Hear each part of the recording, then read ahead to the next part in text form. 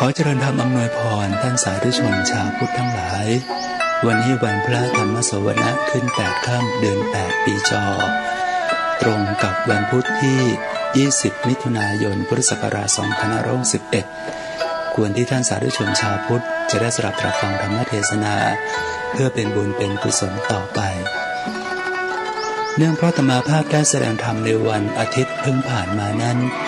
คิดอยู่ในใจเช่นเดียวกันว่าถึงวันพระนี้จะแสดงธรรมดีหรือเปล่าก็เผอิญว่าโยมประถากวันพุธได้แจ้งบอกมาว่าวันนี้เป็นวันพระดูเจตนาแล้วโยมก็คงปรารถนาจะฟังธรรมอาตมาภาพจึงถือโอกาสแสดงธรรมฉลองศรัทธาให้แก่โยมประถากวันพุธที่ถวายความอุปถัมภ์บำรุงข้าวน้ำมาเป็นเวลายาวนานถือว่าเป็นการทำตามหน้าที่ของสมณพราหมณ์เมื่อได้รับทายธรรมข้าวและน้ำอาหารจากอุบาสกอุบาสิกาแล้วก็จะต้องทำหน้าที่แสดงธรรมชี้บอกทางไปสู่สวรรค์และนิพพานแต่ส่วนที่สำคัญคือการได้แสดงธรรมของอาตมาภาพนั้นถือว่าเป็นธรรมเทศนาใหม่บุญสำเร็จจากการแสดงธรรมเป็นการบำเพ็ญบุญกุศลในอีกทางหนึ่งของพระโดยเฉพาะพระเราจะไปขนขวายทำในอย่างอื่นเหมือนกับคฤหัสถ์เช่นนำข้าวปลาอาหารไปใส่บาตรให้แก่พระสงฆ์ด้วยกันก็ดีก็จะเป็นเหตุทำให้ทำได้ยากลำบากสักหน่อยไม่ค่อยสะดวกและถือว่าจะเป็นการเสียสมณสารูปไปหรือเปล่าในการที่ไปขนขวายเอาข้าวปลาอาหารมาเพื่อเอาไปใส่บาตรหรือทำบุญทำทานให้แก่บุคคลอื่นตามพุทธวจนะพระบาลีมีมาในพระไตรปิฎกอาตมาภาพสาธกยกขึ้นแสดงเป็นนิเกบทในเบื้องต้นว่าเอวันเหตังกัสสปะโหติสเตสุหายมาเนสุสัทธเมอันตรมาเนพุตรานิเจวสิกขาปทานิโหนติอปัตราจากภิกขุอัญญายะติตหันติแปลความว่าข้อนั้นเป็นอย่างนั้นข้อนั้นเป็นอย่างนั้นกัสสปะเมื่อสัตว์ทั้งหลายเลวทรามต่ำลงพระสัทธรรมก็กำลังจะเลือนหายไปสิกขาบทย่อมมีมากขึ้นกว่าเดิมส่วนพระภิกษุที่จะมาตั้งอยู่ในพระหฤทัยกลับลดน้อยลงดังจะได้อธิบายขยายความเป็นลำดับต่อไปพอดีมีเสียงปัดกวาดมาแล้วคงยุติไว้ก่อนเดี๋ยวจะมาแสดงธรรมต่อตามบทพุทธวจนะพระบาลีที่พระพุทธเจ้าตรัสบอกแก่พระมหากัสสปะในครั้งพุทธกาลนั้นจะถือว่าเป็นบทสรุปมากระทั่งถึงปัจจุบันนี้ได้หรือเปล่าคาดว่าพระมหากัสสปะน่าจะกราบทูลถามพระพุทธเจ้าในช่วงปลายพระพรรษา45ในสมัยนั้นพระภิกษุก็มีจำนวนมากขึ้นแล้วก็เพิ่มจำนวนของการบัญญัติสิกขาบทตามมาอีกมากมายก็เพราะว่าพระภิกษุในสมัยนั้นก็เริ่มที่จะหย่อนยานกันแล้วก็มีอริยสัยโน้มลงไปในทางที่ต่ำลงปัจจุบันนี้ก็เช่นเดียวกันการที่ให้มีพรบพระราชบัญญัติหลายมาตราออกมาก็แสดงให้เห็นว่ามนุษย์ในยุคปัจจุบันนี้มีจิตใจที่เลวทรามต่ำลงหรือเปล่าจึงต้องมีพรบพระราชบัญญัติมาตรานั้นมาตรานี้ออกมาทำการควบคุมมนุษย์ควบคุมพฤติกรรมเอาไว้ให้อยู่ในความดีงามอาตมาถือว่าเป็นการประสบความล้มเหลวของโลกใบนี้เลยยิ่งมีการตราพรบพระราชบัญญัติกฎหมายอะไรต่างๆออกมามากมายเท่าไรก็แสดงให้เห็นถึงความที่มนุษย์นั้นมีจิตใจที่เลวทรามต่ำลงไปมากเท่านั้นเดี๋ยวจะกล่าวถึงผู้ที่มีความคิดจะมาปฏิรูปวงการคณะสงฆ์โดยการเสนอบทบัญญัติพรบคณะสงฆ์มาอย่างนั้นอย่างนี้เพื่อควบคุมพฤติกรรมของพระภิกษุนั้นเช่นจะออกบทบัญญัติมาไม่ให้พระจับเงินไม่มีเงินสดถืออยู่ในการครอบครองของตนต้องเอาเข้าสู่กองกลางของบัญชีวัดจะต้องเอาเข้าสู่บัญชีกองกลางของวัดทันทีที่ได้รับเลยถามว่ามันจะเป็นไปได้หรือไม่การที่พวกคุณจะมาออกบทบัญญัติเป็นพรบคณะสงฆ์มาตราให้พระมิจับเงินจะต้องนำเงินเข้าไปสู่บัญชีกองกลางของวัดทันทีนั่นก็คือการจัดระบบคอมมูนให้เกิดขึ้นในพระภิกษุสงฆ์ที่อยู่ในทั่วประเทศไทยนี้ การจัดระบบข้อมูลขอบอกก่อนว่าระบบนี้ก็ดีเช่นเดียวกันความจริงก็ดีทุกระบบนั่นแหละแต่ความสำคัญมันอยู่ที่คนมากกว่าว่าจะปฏิบัติตามระบบนั้นได้หรือเปล่าในระบบข้อมูลก็คือระบบกองกลางที่ทุกคนมีรายได้จะมากหรือน้อยจะต้องนำเข้าไปสู่กองกลางให้ทุกคนมีสิทธิในการที่จะใช้สอยอย่างเท่าเทียมกันการจัดระบบข้อมูลหรือคอมมิวนิสต์นี้ก็เท่ากับบอกว่าอย่าจกจะดีใจเศรษฐีจะร้องไห้เพราะทุกคนมีความเท่าเทียมกันหมดหากว่าจัดระบบข้อมูลให้แก่พระภิกษุสงฆ์ที่อยู่ในอารามต่างๆทั่วประเทศไทยให้ทุกรูปมีสิทธิเท่าเทียมกันในกลองกลางนั้นก็จะเกิดปัญหาต่อมาในภายหลังว่าคนที่เห็นแก่ตัวสละไม่ได้ก็จะพูดว่าพระบางรูปที่ทำงานหนักเผยแผ่พระศาสนาศรัทธาญาติโยมก็มีมากจึงนำทายธรรมมาถวายให้แก่ท่านมากแต่ต้องบอกว่านำเข้าไปสู่กลองกลางให้ทุกรูปมีสิทธิ์อย่างเท่าเทียมกันมันจะแฟร์สำหรับพระรูปนั้นไหมนี่เป็นคำพูดของพระรูปใดก็คงจะทราบดีที่ท่านออกรายการทีวีครั้งหนึ่งศาสตราจารย์ท่านหนึ่งก็ออกมาพูดว่าสมัยที่ผมเป็นสมณเณรแปลบทความแล้วก็ได้รับค่าตอบแทนเป็นลิขสิทธิ์แต่ต้องให้นำเข้าไปสู่กลองกลางทุกรูปมีสิทธิ์อย่างเท่าเทียมกันจะยุติธรรมสำหรับผมหรือไม่เห็นไหมนี่คือปัญหาที่เกิดขึ้นเมื่อเราจะจัดระบบข้อมูลให้ทุกคนมีสิทธิ์อย่างเท่าเทียมกันถ้าจะจัดระบบข้อมูลขึ้นมาได้ก็ต้องทำให้ทุกรูปทุกคนมีรายได้อย่างเท่าเทียมกันก่อนถ้าทุกรูปทุกคนมีรายได้อย่างเท่าเทียมกันและนำเข้าไปสู่กลองกลางให้ทุกรูปทุกคนมีสิทธิ์อย่างเท่าเทียมกันนั้นก็จะไม่เกิดปัญหาอะไรเลยและต่อมาถ้าจะทำได้คือไม่สามารถที่จะทำให้ทุกรูปทุกคนมีรายได้อย่างเท่าเทียมกันก็ต้องมาแก้ปัญหาของความเห็นแก่ตัวของมนุษย์ของพระนี่เอง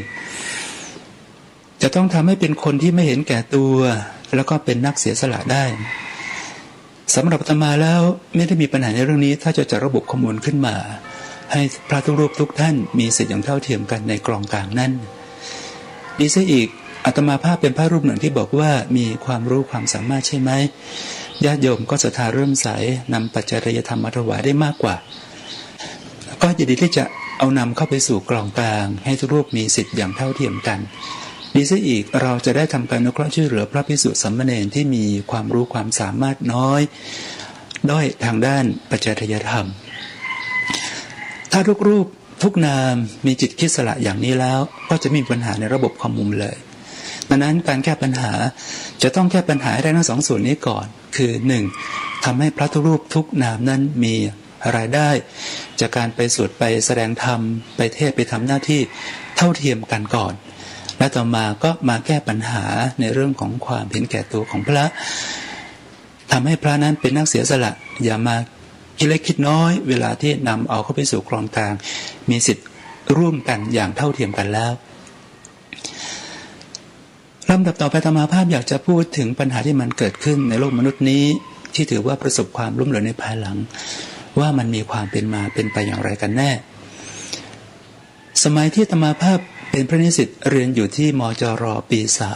3ของมหาจุฬาลงกรณราชวิทยาลัยมหาวิทยาลัยฝ่ายสงฆ์ของมหานิกายได้เรียนทัศนคติของเต๋าจากเล่าจื้อเต๋าได้มีทัศนคติออกมาว่าเมื่อมนุษย์อยู่ร่วมกันกับเต๋าก็จะไม่มีปัญหาอะไรแต่เมื่อมนุษย์เริ่มเคลื่อนออกมาจากเต๋าศาสนาก็มาทำให้โลกนั้นแตกแยกออกจากกันกฎหมายคือความเลวร้ายฟังทัศนคตินี้ให้ดีว่าหมายความว่าอย่างไรเราจะบอกว่าถ้ามนุษย์นั้นหลอมรวมอยู่กันกับเต่าได้แล้วเต่าก็นิยามความหมายค่อนข้างจะยากสนว่าคืออะไรถ้าจะมานิยามความหมายก็คือความเป็นธรรมชาติธรรมดาที่อบอวลไปอยู่ทุกสถานที่ถ้ามนุษย์นั้นเป็นคนที่หลอมรวมเข้ากันกับธรรมชาติความเป็นจริงนั้นอย่างไม่แปลกแยกก็จะไม่มีปัญหาอะไร ถ้าเราจะมองให้เห็นชัดในเรื่องนี้ก็คือมองไปถึงมนุษย์ต้นกลับเบื้องแรกเลยก็จะไม่ค่อยมีความโลภโมโทสันอะไรกันมากสักเท่าไหร่เมื่อหิวก็ไปหาข้าวสาลีมากินกันกินแล้วก็พักผ่อนนอนหลับกันไปเมื่อหิวก็ไปนำข้าวสาลีที่เกิดอยู่ตามธรรมชาติมากินแล้วก็พักผ่อนนอนหลับกันต่อไปคล้ายกับการดำรงชีวิตเหมือนกับสัตว์เดรัจฉานเราสังเกตเห็นสัตว์เดรัจฉานไหมมันเคยไปหากินเอามาเก็บกักตุนหรือเปล่ามันก็หามากินให้คุ้มไปเฉพาะวันๆเท่านั้นรุ่งเช้ามันก็ออกไปหากินกันใหม่หากินกันอิ่มแล้วอาจจะนำหนอนมาให้แก่ลูกอยู่ในโรงรังกินพออิ่มก็เท่านั้นพอรุ่งเช้ามันก็ออกไปหากินกันใหม่สัตว์เดรัจฉานไม่มีการเก็บกักตุนอะไรเลย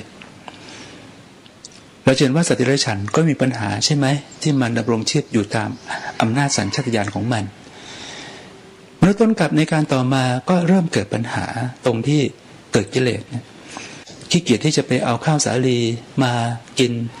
ก็เลยนำเอามากักตุนไว้มากที่บ้านเรือนของตน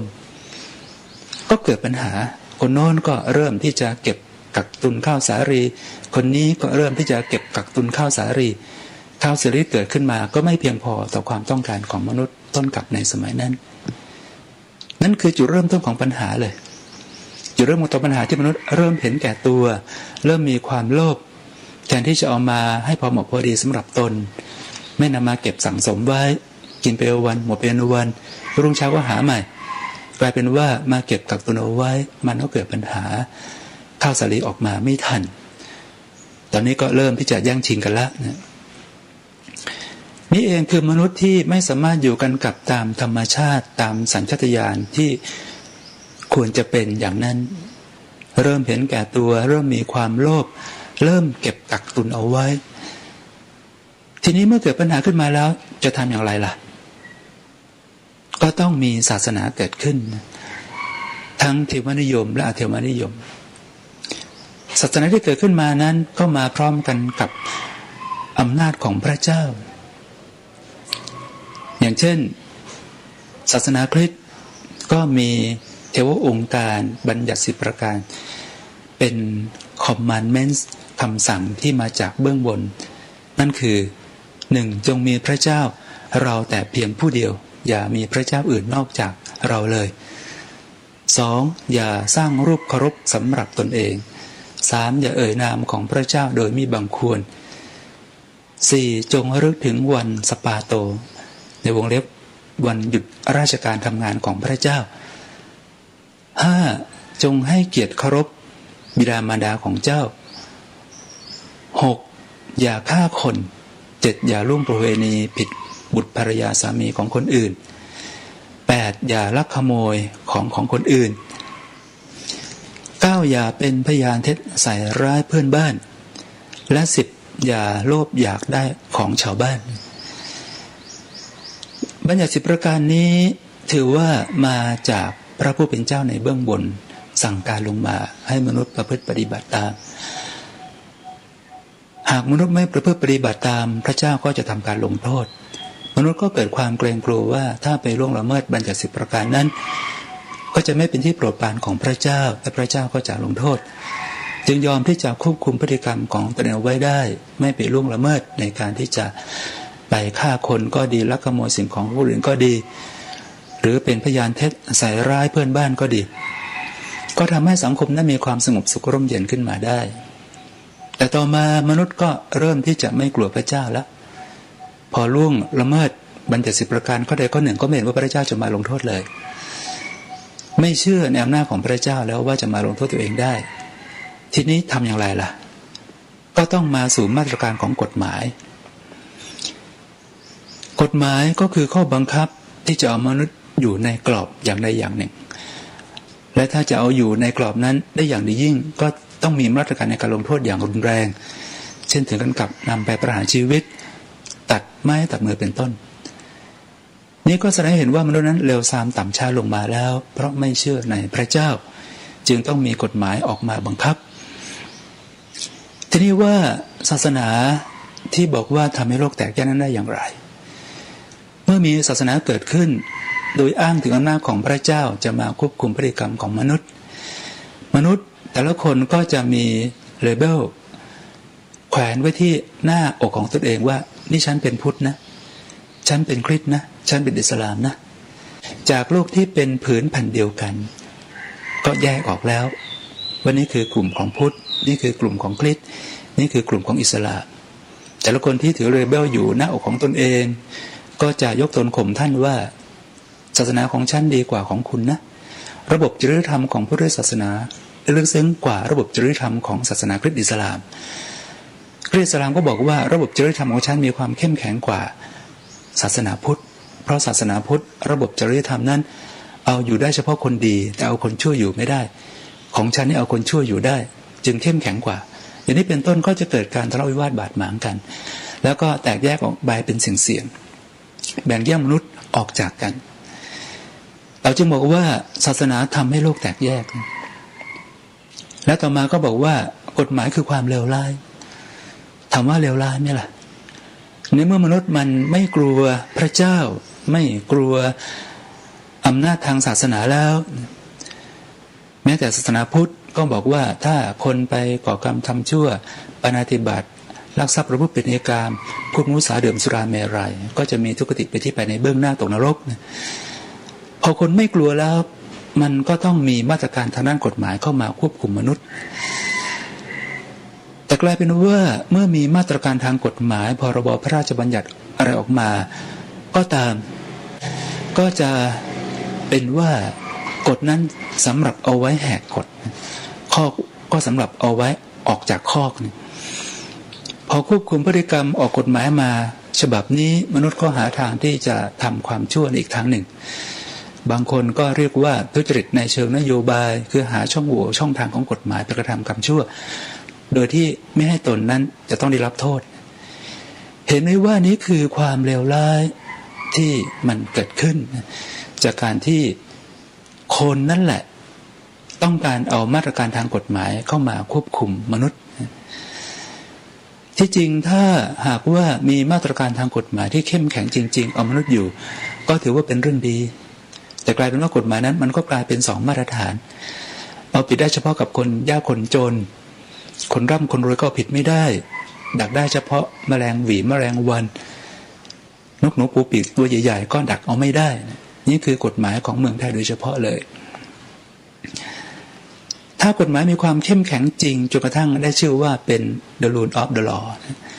คือเป็นประเทศแห่งกฎหมายเช่นสหรัฐอเมริกาเป็นต้นกฎหมายเขามีมาตรฐานเดียวกันในการที่จะเอาประชากรของคนทุกคนของเขาอยู่ไม่ว่าจะยากจนมั่งมีสีสุขร่ำรวยสักเพียงไรก็อยู่ในมาตรฐานกฎหมายอย่างเดียวกันหมดขณะที่ศาสตราจารย์กำลังนั่งทำงานอยู่ในห้องทำงานเจ้าหน้าที่มีหน้าที่ในการที่จะปิดประตูหน้าต่างเมื่อหมดเวลาแล้วก็ไม่ได้เกรงใจศาสตราจารย์ที่กำลังทำงานอยู่ในห้องนั้นก็ไปปิดประตูหน้าต่างทันทีถือว่าทำตามหน้าที่ของตนประเทศไทยเราจะทำอย่างนี้ได้ไหม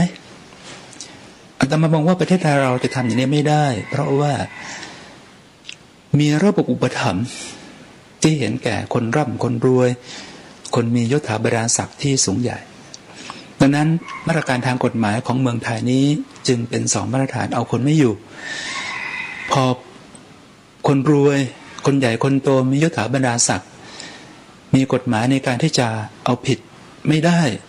กลายเป็น2มาตรฐานคนยากคนจนก็เริ่มที่จะทำผิดกฎหมายกันได้อย่างนี้เป็นต้น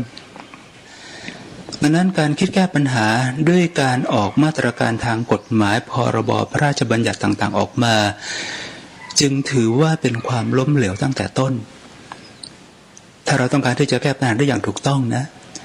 จะต้องแก้ปัญหาที่ตัวกิเลสมนุษย์ก่อนคือทำให้มนุษย์นั้นลดความเห็นแก่ตัวลงทำให้มนุษย์นั้นมีโลภโมโทสันที่น้อยลงหากว่าเราสามารถที่จะทำให้มนุษย์นั้นมีความเห็นแก่ตัวน้อยลงมีโลภโมโทสันที่น้อยลงปัญหามันก็จะเกิดการแก้ได้โดยปริยายวันนี้เรามาพูดถึงเรื่องของวินัยกันมากไปหรือเปล่าเราละเลยเรื่องของธรรมไปอะไรที่ควรแก่การที่จะมากล่อมเกลาจิตใจของมนุษย์ให้ดีขึ้นได้อาตมาก็ไม่เห็นว่าจะดีไปกว่าพระธรรมได้ เรามาพูดถึงพระธรรมกันดีไหมวินัยที่เอาเป็นเอาตายกันนั้นวางไว้ก่อนให้เอาธรรมมาอบรมจิตใจของมนุษย์เราจัดอบรมธรรมอบรมกรรมฐานทำการเจริญภาวนากันดีไหมให้มนุษย์ได้เข้าไปสู่เบ้าหลอมของการประพฤติปฏิบัติธรรมให้ไปอยู่ในธรรมเพราะถ้าหากว่ามนุษย์นั้นมีธรรมเต็มเปี่ยมอยู่ในจิตใจแล้วก็จะทำให้วินัยข้อปฏิบัติต่างๆนั้นดีได้เองโดยปริยายดังเช่นตัวอย่างในครั้งพุทธกาลพระอรหันต์ท่านไม่ต้องมีพระวินัยอะไรมากมายบรรลุเป็นพระอรหันต์สำเร็จมรรคผลนิพพานแล้วมีธรรมอย่างครบถ้วนบริบูรณ์วินัยก็เต็มเปี่ยมไปบริบูรณ์เช่นเดียวกันโดยไม่ต้องมีพระวินัยบัญญัติข้อนั้นข้อนี้มาบังคับพระอรหันต์เลยนี่เองคือการแก้ปัญหาได้อย่างถูกต้องเราต้องกลับไปแก้ปัญหาที่จิตใจของมนุษย์ทำให้มนุษย์นั้นมีธรรมเข้าไปอยู่จิตใจให้มากขึ้นทำให้มนุษย์นั้นลดความเห็นแก่ตัวลงทำให้มนุษย์นั้นมีกิเลสโลภโมโทสันที่น้อยลงวินัยข้อบังคับต่างๆก็จะไม่มีออกมามากมายเช่นเหมือนปัจจุบันวันนี้อาตมาภาพอยากจะฝากบอกไปถึงผู้ที่คิดจะมาปฏิรูปวงการคณะสงฆ์ขอเอ่ยนามว่าคุณไพบูลย์นิติตะวันพร้อมกับมโนเมตตานันโทอดีตที่เป็นพระสงฆ์รูปหนึ่งนั่นเอง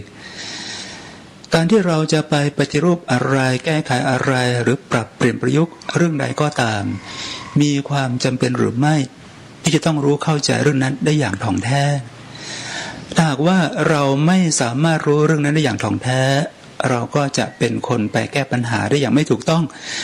ปฏิรูปปรับเปลี่ยนประยุกต์ได้ไม่ดีทราบว่าผู้ที่จะทำการวิจัยเกี่ยวกับเรื่องของโสเภณีก็ถึงกับยอมตนเข้าไปอยู่กันกับโสเภณีก็คงจะไม่เป็นโสเภณีไปด้วยนะเพื่อที่จะไปเรียนรู้วิถีชีวิตของโสเภณีที่อยู่ในซ่องต่างๆนั้นว่าเป็นอย่างไรนี่คือการเข้าไปเรียนรู้อยู่กันกับคนที่มีปัญหาว่าเขาอยู่นั้นมีปัญหาอะไรบ้าง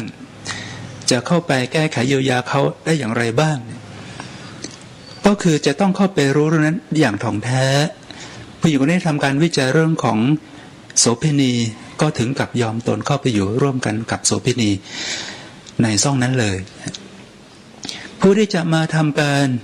ปฏิรูปพุทธศาสนาก็เช่นเดียวกันคุณจะต้องเรียนรู้พุทธศาสนาได้อย่างถ่องแท้โดยเฉพาะวิถีชีวิตของพระภิกษุสามเณรที่อยู่ในยุคปัจจุบันนี้ให้คุณลองเข้ามาบวชดำรงชีวิตกันกับพระภิกษุสามเณรสักหน่อยสิแล้วคุณจะรู้ว่าวิถีชีวิตของพระภิกษุสามเณรในยุคปัจจุบันนี้เป็นอย่างไรเมื่อคุณเข้ามาอยู่ร่วมกันกับพระภิกษุสามเณรโดยเป็นพระภิกษุรูปหนึ่งแล้วคุณก็จะได้รู้ว่าการดำเนินชีวิตของพระภิกษุสามเณรในยุคปัจจุบันนี้เป็นอย่างไรควรที่จะแก้ปัญหาให้แก่ท่านนั้นควรแก้อย่างไรกลายเป็นว่าคนที่จะคิดมาปฏิรูปวงการคณะสงฆ์กลับไม่เคยเข้ามาบวชอยู่ในร่มเงาของพุทธศาสนาเป็นพระภิกษุรูปหนึ่งที่ดำเนินชีวิตไปกันกับพร้อมพระภิกษุสามเณรทั้งหลายเลยจะต้องทำที่พระรูปหนึ่งเสนอว่า Pilot Project คือโครงการนำร่องหรือทำการทดลองในเบื้องต้นก่อนถ้าจะให้ดีก็คือคุณจะต้องทำโครงการนำร่องอาจจะต้องจัดระบบให้กับว่าใดว่าหนึ่งก่อนว่าเป็นอย่างที่คุณต้องการจะได้ไหมหรือไม่ตัวคุณนั่นแหละไพบูลย์นิติตะวันเข้ามาบวชนำร่องไปก่อนว่าตนจะปฏิบัติตามที่คิดจะออกกฎให้กับพระภิกษุสามเณรได้หรือไม่เช่นออกกฎไม่ให้พระจับเงินทองถ้าคุณคิดว่ามาบวชแล้วสามารถที่จะไม่จับเงินทองดำรงชีวิตไปได้ตามปกติและมีผาสุกคุณก็ค่อยไปจัดระบบนี้ให้กับพระภิกษุสามเณรอย่างนี้จะดีกว่าไหมกลายเป็นว่าคนที่จะมาปฏิรูปอะไรเรื่องอะไรปรับเปลี่ยนประยุกต์อะไรก็ตามกลับไม่รู้ถ่องแท้ในเรื่องนั้นเลยแล้วมันจะดำเนินไปสู่การปฏิรูปหรือการปรับเปลี่ยนแก้ไขประยุกต์ได้อย่างถูกต้องได้อย่างไรนะอันที่จะมาบอกว่าทุกวันนี้เรามาพูดถึงเรื่องวินัยกันมากไปหรือเปล่าโดยเฉพาะข้อที่พระภิกษุรับปัจจัยเงินทองต้องอาบัตินิสยปาจิตตีพูดกันมากไปแล้วนะพอทางหนึ่งพูดขึ้นมาว่าพระก็ควรที่จะจับจ่ายใช้สอยมีเงินมีทองครอบครองได้ตามสถานะของท่านที่เหมาะสม ก็มีอีกฝ่ายหนึ่งมาดราม่าด่าว่าถ้าท่านปฏิบัติไม่ได้รักษาศีลข้อนี้ไม่ได้ก็ควรสิกขาราพจน์ไปเสียบวชมาเพื่อสละไม่ใช่หรือไม่ใช่บวชมาสั่งสมเงินทองพออีกฝ่ายหนึ่งมายืนกลานถึงเรื่องของการพระภิกษุรับปัจจัยเงินทองต้องอาบัตินิสยปยิติโดยเฉพาะพระกลุ่มวินัยนิยมพระมหาภาคคุณนั้นเป็นต้นก็ถูกอีกฝั่งหนึ่งดราม่าว่าอ้าวแล้วค่าน้ำค่าไฟค่าโทรศัพท์ค่ารับเงินศึกษาในมหาจุฬาลงกรณราชวิทยาลัยมจรมมรณะจะเอาจากที่ไหนล่ะกับประเทศกรุกถ้ามีให้แก่พระภิกษุสามเณรทุกรูปไหมนี่คือสิ่งที่มันเกิดขึ้นที่เป็นข้อดราม่าวิวาทกันในเรื่องของวินัยบัญญัติข้อนี้ไปเสร็จแล้วและมีมากจนเกินไปเราลืมทำกันไปซะหมดแล้วมาเอาเป็นเอาตายกันเฉพาะพระวินัยข้อนี้นะคำถามก็คือว่าการที่ฝั่งหนึ่งมาดราม่าด่าว่าพระภิกษุที่รับปัจจัยเงินทองว่าบวชมาไม่สละมาเก็บปัจจัยเงินทองไว้ทำไมมันผิดศีลมันเป็นอาบัติท่านประพฤติรักษาไม่ได้ก็ควรที่จะลาสิกขาไปเสียทำให้พระภิกษุสามเณรงดรับเงินทองได้ไหมทำให้พระนั้นประพฤติปฏิบัติชอบตามที่คุณต้องการได้ไหมและที่สำคัญคือทำให้ตัวคุณที่มาพูดด่าว่าพระอยู่เช่นนี้ดีขึ้นไหมตัวคุณดีขึ้นไหมเป็นผู้มีจิตใจเมตตาอารีมีศีลมีธรรมดีขึ้นกว่าเดิมไหมกลายเป็นว่าไม่มีอะไรดีขึ้นเลยจากการที่มาด่าว่าปฏิภาณพระภิกษุและพระภิกษุก็ไม่สามารถที่จะประพฤติปฏิบัติตามนั้นได้นี่ก็เป็นข้อสรุปว่าเราไปสนใจคนอื่นมากกว่าตนเองต้องการที่จะให้คนอื่นเป็นอย่างนั้นเป็นอย่างนี้ตามความต้องการของตนแต่ตนกลับไม่เป็นอย่างนั้นตามที่อยากจะให้เขาเป็นหรือว่ามองอยากจะให้เขาเป็นไม่มองอย่างที่เขาเป็นมันก็เลยเกิดปัญหาพระพุทธเจ้าเองไม่เคยที่จะไล่พระที่ต้องอาบัตินิสยปาจิตติเป็นต้นนี้ให้สิกขาราพจน์ออกไปพระองค์กลับให้โอกาสว่าเมื่อเธอต้องอาบัติข้อนี้แล้วก็ทำกระบวนการทางพระวินัยนะคือให้ไปสละแล้วก็ปรงอาบัติเสียแล้วก็ยังไม่ได้กำหนดด้วยว่าเธอจะสละตอนไหนเวลาใดก็ขอให้สละกันแล้วกันเพื่อความปลอดภัยของเธอไปปรงอาบัติแต่กลายเป็นว่าคนในยุคหลังนี้พอเพียงศีลข้อนี้ข้อเดียวพระรักษาไม่ได้ก็จะไล่ศึกกันเลยกล่าวถึงขนาดว่าเป็นมหาโจรทำมิจฉาชีพมันจะเป็นไปได้อย่างไรนะในเรื่องของพระวินัยบัญญัติกฎหมายทางพระที่พระพุทธเจ้าบัญญัติออกมาเพื่อให้พระภิกษุประพฤติปฏิบัติตามนั้นถ้าเอากันอย่างเคร่งครัดในข้อแรกคือโยปนภิกขุชาตโรปรัชตังอุคันหายะวะอุคันหาปโยวาอุปนิขิตังวาสาธิยายะนิสักยังปาจิติยังแปลว่าก็พระภิกษุใดรับก็ดีให้คนอื่นรับก็ดีซึ่งเงินและทองหรือยินดีที่เขารับเก็บไว้เพื่อตนก็ดีต้องอาบัตินิสยปาจิตติถ้าเคร่งครัดกันแล้วแม้แต่คนอื่นจะรับแทนไว้เพื่อตนพระก็ต้องอาบัตินิสยปาจิตตินี้อยู่ดีทีนี้เมื่อไม่สามารถที่จะปฏิบัติอย่างเคร่งครัดในพระวินัยบัญญัติข้อนี้ได้ทำอย่างไรพระพุทธเจ้าก็ทรงมีเมนดักกาอนุญาต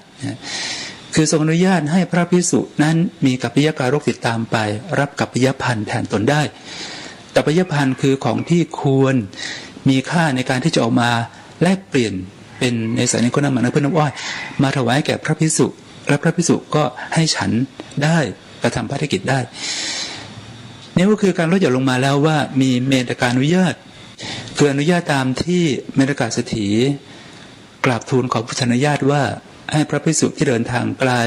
ซุ่มเสี่ยงต่อการที่จะเสียชีวิตเพราะอัตคัดขัดสนแร้นแค้นข้าวและน้ำให้มีกัปปิยการกติดตามไปรับเอากัปปิยพันธ์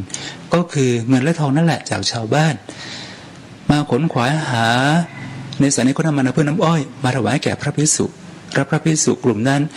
ก็ให้ฉันได้ยินดีได้นะพระพุทธเจ้าก็ทรงอนุญาตให้มีกัปปิยการกคือคนที่จะมารับแทนพระภิกษุโดยที่พระภิกษุไม่ต้องอาบัติแต่ก็ยังห้ามปรามไว้ตั้งแต่ต้นว่าเราไม่กล่าวว่าพึงยินดีหรือแสวงหาเงินทองโดยปริยายใดคือพระภิกษุนั้นจะไปแสวงหาเงินทองโดยปริยายใดแม้แต่จะบอกบุญเล่หลายหาเงินมาสร้างกุฏิวิหารพระเจดีย์ก็ไม่ถูกต้อง นี่คือข้อบัญญัติที่ลดหย่อนลงมาแล้วและต่อมาแม้พระภิกษุจะปฏิบัติตามข้อบัญญัติที่ลดหย่อนลงมานี้เป็นเมนกานุญาตก็ทำไม่ได้เนื่องเพราะว่าไม่มีกัปปิยการก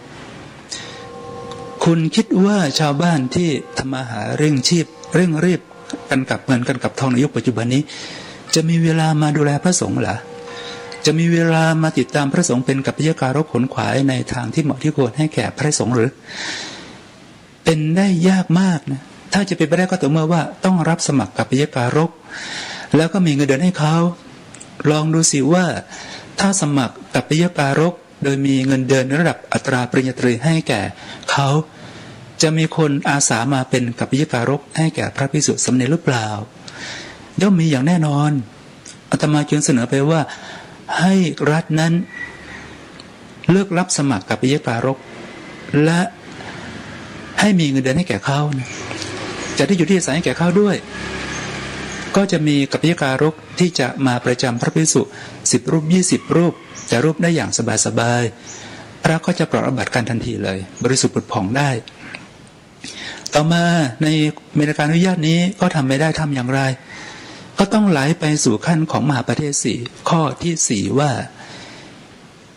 สิ่งใดไม่ควรหากเข้ากับสิ่งที่ควรขัดกับสิ่งที่ไม่ควรทั้งหลายสิ่งนั้นก็ควรสำหรับพระภิกษุทั้งหลายอาตมายังไม่เคยกล่าวว่าเงินทองนี่เป็นกัปปิยะของควรเลยกล่าวว่าเป็นอกัปปิยะไม่ควรอยู่นั่นเองแต่ถ้าว่าจะเอามาเข้ากับสิ่งที่ควรและขัดกับสิ่งที่ไม่ควรทั้งหลายได้ไหมถ้าเอามาเข้ากับสิ่งที่ควรและขัดกับสิ่งที่ไม่ควรทั้งหลายได้นั่นก็ถือว่าควรสำหรับพระภิกษุจึงบอกในช่วงตอนหลังว่าการที่จะห้ามให้พระจับเงินเป็นไปไม่ได้แล้วแต่ควรที่จะมาดูว่าพระใช้สอยเงินอย่างไรมากกว่าถ้าใช้สอยไปในทางที่เป็นประโยชน์ไม่เกิดโทษและใช้สอยในทางที่เป็นประโยชน์ในการเผยแผ่พระศาสนารวมชีพพรหมจรรย์ของพระภิกษุนั่นก็ถือว่าควรสำหรับพระภิกษุเห็นไหมว่านี่คือข้อที่มันลดหย่อนลงมาแล้วนะอยู่ในขั้นของมหาประเทศ4ไปแล้วในช่วงเวลานี้ถ้าพวกคุณจะมาจับผิดพระก็ให้รู้ว่าถ้ารับปัจจัยเงินทองนั้นไปแล้วเอาไปใช้ในทางที่เหมาะที่ควรหรือเปล่าท่านเอาไปใช้ในทางที่บำรุงบำเรอกิเลสของตนไปซื้อหาหนังอนาจารมาดูหรือไม่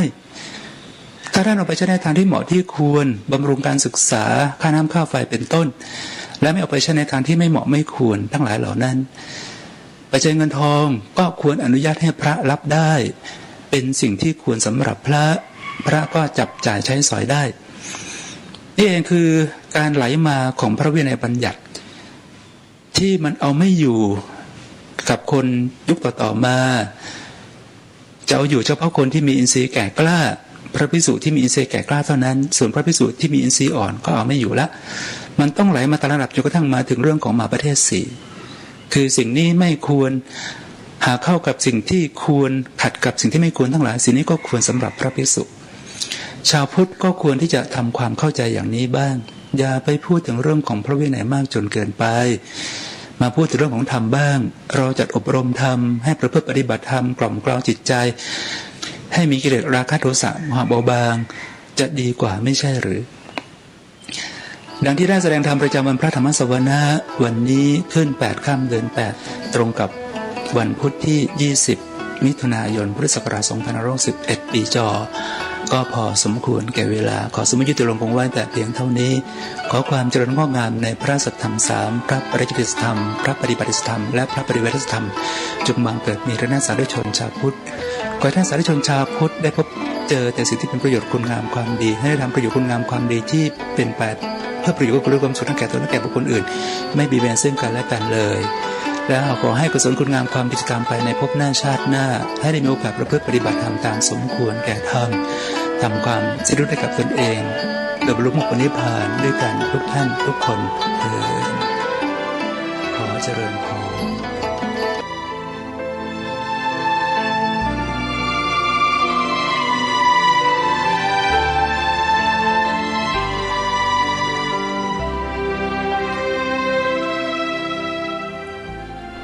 ท่านสาธุชนผู้ฟังทุกท่าน ก็ถือว่าเรื่องของพระรับเงินรับปัจจัยจากญาติโยมสาธุชนถ้าหากว่าเราไม่มีใจอคติไม่ไปเข้าข้างฝ่ายที่โจมตีกล่าวหาพระสงฆ์เรื่องนี้อาตมาภาพก็คิดว่าคงจบลงด้วยดีแล้วก็สามารถที่จะประพฤติปฏิบัติตนให้เกิดความเป็นประโยชน์ต่อทั้งตนเองต่อทั้งสังคมประเทศชาติบ้านเมืองต่อพระพุทธศาสนาของเราได้ไม่มีปัญหาอะไรเลย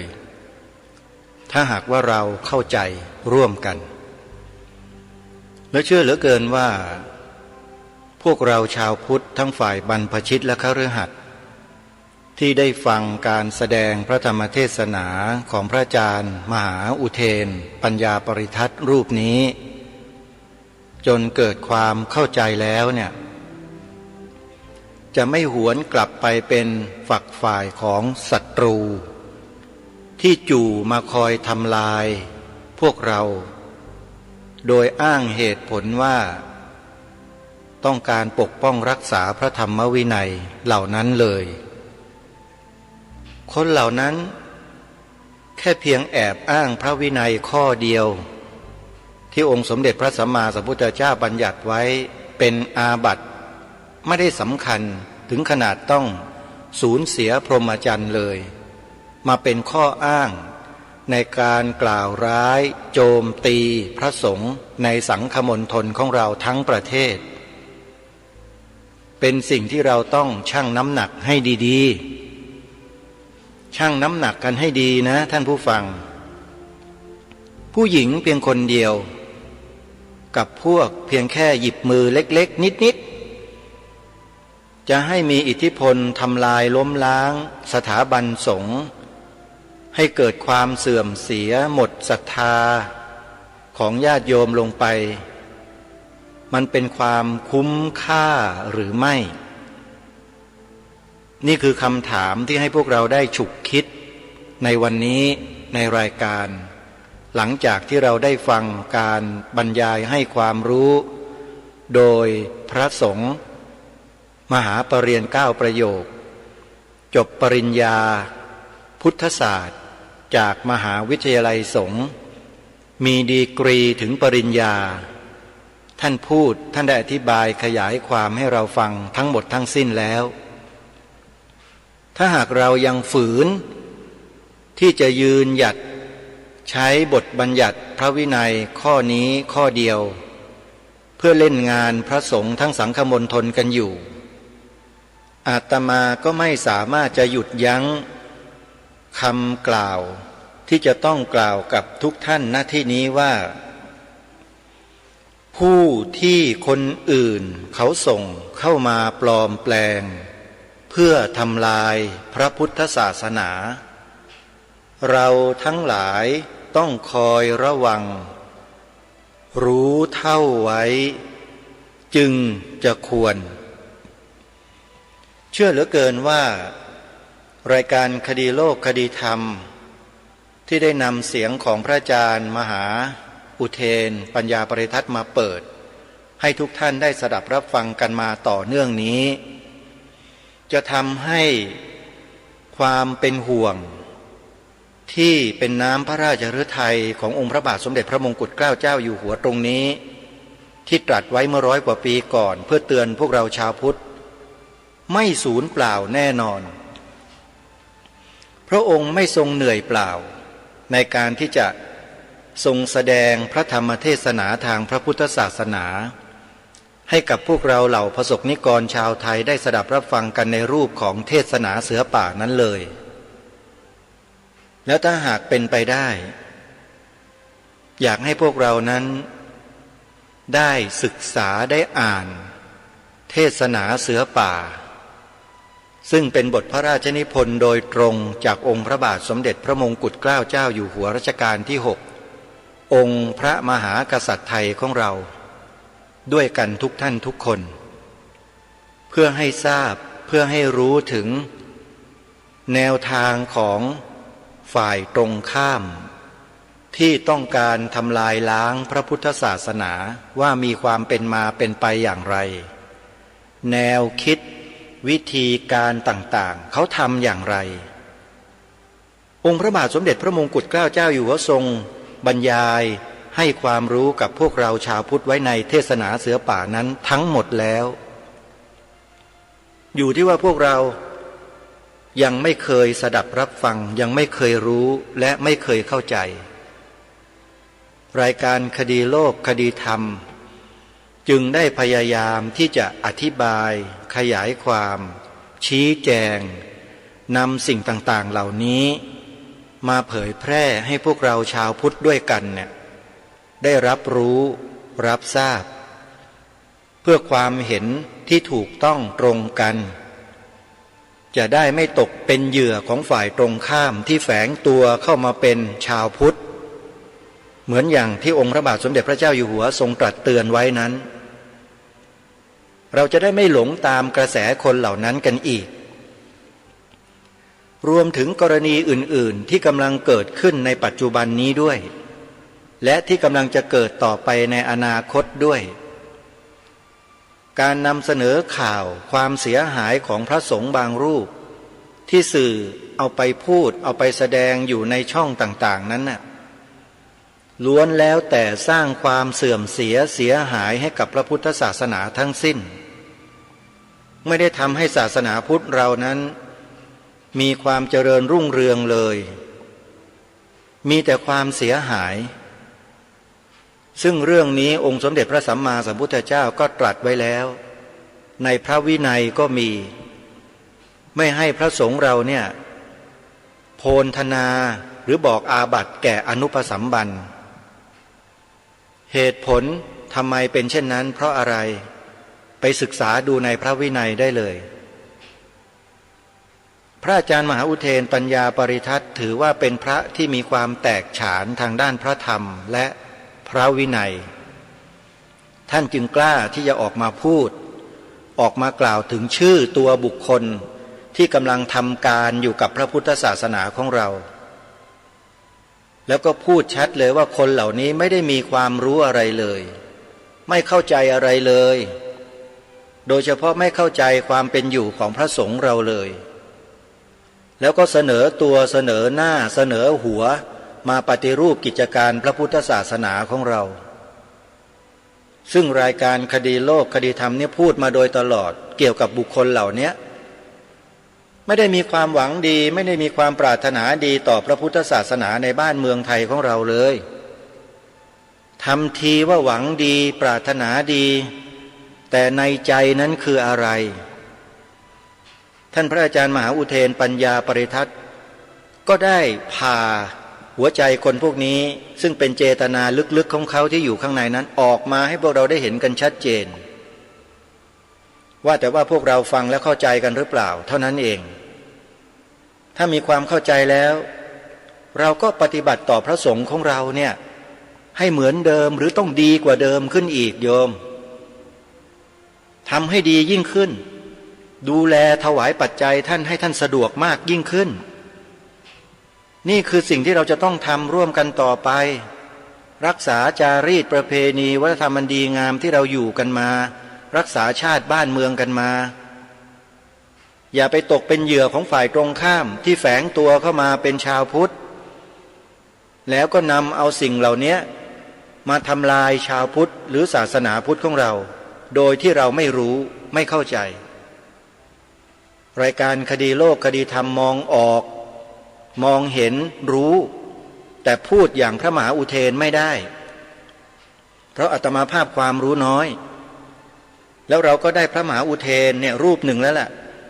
ที่ท่านกล่าวท่านแสดงได้ถูกต้องตรงตามหลักพระธรรมวินัยทุกอย่างแล้วท่านพูดด้วยหลักการและด้วยเหตุผลทั้งหมดไม่ได้ไปกระทบกระเทือนไปกล่าวร้ายว่าร้ายใครทั้งสิ้นชี้ให้พวกเราได้เห็นว่าอะไรถูกอะไรควรไม่ควรอะไรผิดแล้วมันแก้ไขได้หรือไม่อย่างไรนี่คือ